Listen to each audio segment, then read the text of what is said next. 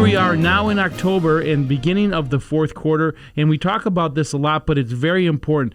Earnings season starts. And the reason why we are really looking forward to this is not only for the report cards that companies are going to report on their past earnings, but more importantly, what are they going to say going forward? Right. I mean, that's really the way you assess whether earnings estimates for the broader market need to go up or down. We did have a tough week, though. A lot of volatility.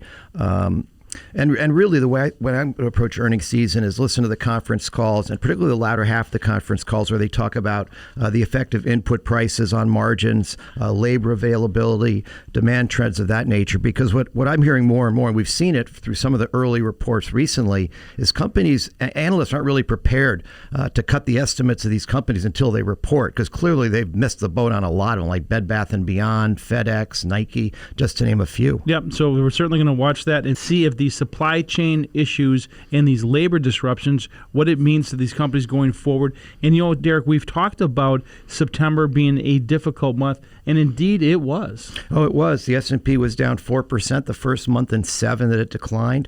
NASDAQ a little weaker than that, down 5, and the Russell 2000 was down 3. So there was a rotation. I think we warned about that quite a bit at the beginning of the summer, that we were likely to see some selling pressure as we got through the end of the summer. But the good news is, this past week we saw small caps actually hold up, which really has been unusual. Yet we haven't typically seen that, and that is usually a sign of underlying strength. Yep, and as the strength is as we go into the end of the quarter, the end of the year, and into 2022, maybe all of this demand that we're seeing out there gets pushed into 2022, and that's likely. And we're also seeing a GDP report that remains positive. Right. The Atlanta Fed is looking for roughly 3% GDP in Q3. Now, originally it was at 8% a couple of months ago. So obviously there has been a growth scare, and we've seen that in the performance of various sectors of the markets. But we're probably closer to the end of that, the beginning. And also, we've also seen some real good progress on the number of cases of COVID being diagnosed across the country. Although, again, it can be a regional phenomenon depending upon the weather where you live. And let's wrap this up. The corporate profit picture is strong. And you showed me a report from one of our analysts that says that we're expecting it to be up significant.